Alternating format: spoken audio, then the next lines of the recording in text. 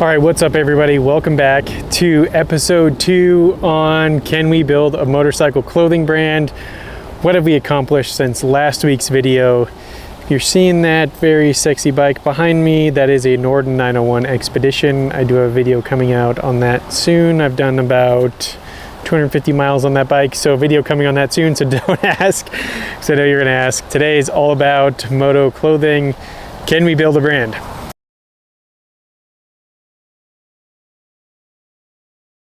Okay, so last time we talked about the sampling process, kind of learning to create your MVP.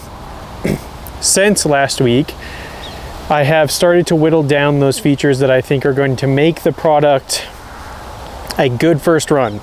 So that's important to note, because you have to go in, and I think almost also being transparent with your customer base and your market, like, hey, this is the first run, it's going to be lower cost, and especially for early adopters, if you want to get in, we want your feedback, we want you to be a part of the product, help us make it better. It should still be good, and it should still perform basic functions, but we can make it better, and that's only with the help of your customers. So I have started to whittle down that MVP, and we have talked a lot about those products. My clothing guy, my manufacturing contact, he's doing an amazing job. I can't give him enough credit. I'm going to leave his name out of it, and I will talk to him to see if he wants to be named and if he's okay with me mentioning him in these videos. But right now I'm going to leave him anonymous. We pretty much created the entire project outline and calendar, and we dated all of the things that we need in place. So it looks like, I thought we were going to have everything ready. Like, I should have product in my hand by December to kind of like try to take advantage of the Black Friday sales things and help people, when people have a little extra cash to spend, and get in on that. But it doesn't look like that's going to happen. We probably won't have product until February of 2025 based on the current schedule and timeline that we built. So that's really important.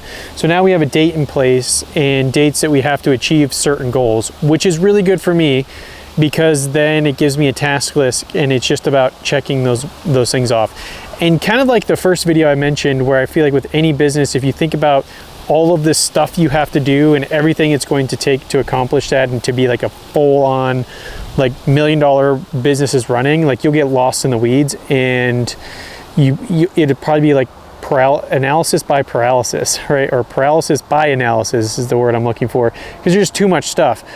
This now allows me to essentially eat the elephant one bite at a time, like little chunks, like what can we do, what can we accomplish?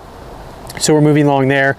We also, because I want to make, we're making 2 basically kind of like flannel tops better than this. We're trying to improve on this like general flannel design and make it more, I think like these street ones are good for the street and they serve a purpose, but I think they could be better. And so we're going to improve on this and also make them dirt friendly so that you can ride them on the dirt and off-road. So we're making improvements to like kind of a flannel style shirt, and then we're also doing 2 pairs of pants. So 2 bottoms, 2 tops. We're working on that. Also have some t-shirt designs coming. I have started getting some basic designs, which I think they're just fun t-shirts. I may release those early, so if you are interested and you're following this along with this project and you're interested in the t-shirts, we don't have a site up yet. I'll get to that piece yet, but I might find a way that, like, if you are interested and you want one, I'll basically sell them to you guys at like basically cost what it costs me to get them, just so we can start getting stuff out there. And then yeah, but there'll be like probably like a unique invoicing way. So if you're interested in those shirts, once I get them, I'll let you see them. But they're just kind of fun. Hopefully people like them. There won't be a lot of them to start. So back to the website piece. Also with one thing that I talked about where I feel like I have a leg up, you realize that in certain areas you need people that are they have expertise in a certain field. Like, you can try to do it all, but you'll get lost. Now, if you don't have the cash flow to be able to support some of these other experts, it is best to do it yourself as much as you can, to do by yourself, to really bootstrap it. That's how I started my first company. I did as much as I could until I had cash flow to start making things better. One of those things I did first is I started my own website. I just used squarespace.com, built my tech company on, like, our website was on that. Now, of course, we have a company that manages our website. They do a beautiful job. It looks fantastic. They manage all the SEO, all the stuff that goes along with it. but it requires cash flow in order to support that. So, because I am investing just a small amount of cash into this, I have a website development partner that I've worked on other projects with. He's actively building out the website and the web store for us, so we will have that live. And he's also starting the whole SEO thing so people can find us. And then, last but not least, we got the samples. So one thing that you do that I've learned in clothing is that you get a sample, and not a sample of like what you want produced, but a sample of something that that manufacturer can actually produce. So you can look at another item that they're producing and see if the quality is good. We looked at basically, I mean, almost the exact copy of this, but a different color. This is like, this is made by a company called Shima. I mean, honestly, it looked like the exact same thing. I wouldn't be surprised if that factory actually manufactured this, to be honest with you. So we got to look at the first one. It has kind of all the base features like you would expect in kind of these like decent street-based flannels. So that's good. So that means they can produce it. They even have the pads. We are going to make an adjustment there because I think we want to go with like the D30 pads because they're actually CE rated. I'm not sure how the whole CE rating thing works and like how to actually get abrasion resistance rating. We also, speaking of abrasion resistance, we started looking at different materials and their different abrasion ratings because there are labs that will rate them.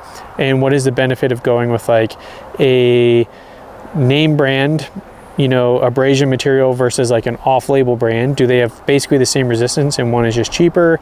You know, is there kind of a market benefit? You know, what do we do there? So we started looking at that. We're starting to do some kind of like competitive market analysis to determine like, will the extra cash, because right now on paper it seems like the off-brand will do just as good as the name brand, and so it's kind of like generic drugs, right? Like, why buy the name brand if you can get the cheaper one for the same price? So we are looking at that right now. Got the logo built, which is another thing I'm excited about. We got essentially finalizing the final like logo that will go on the clothing. We have a lot of logos for the site or like the YouTube channel and stuff, but I just don't think they'll work. Let me know your thoughts. You see it here, it's like up in the corner. I'm not sure that logo would really resonate on clothing, that you'd really want to see it. So we have revamped the logo to something that I think hopefully will resonate with people a little bit better, be kind of like a recognizable brand. And so we have that coming. So that is what we have done in the last week since we first started. So we're moving along. We have the schedule, we have the logo, the website's being built. We're looking at abrasion testing, and we got our first sample. So I have some more meetings tomorrow and kind of the catch up on everything I've been working on this week. So we'll have some more updates next week, but that's where we're at. If you've made it this far, hit subscribe, hit the notification bell. Tell me why you think this is a stupid idea. Tell me why you hate my videos.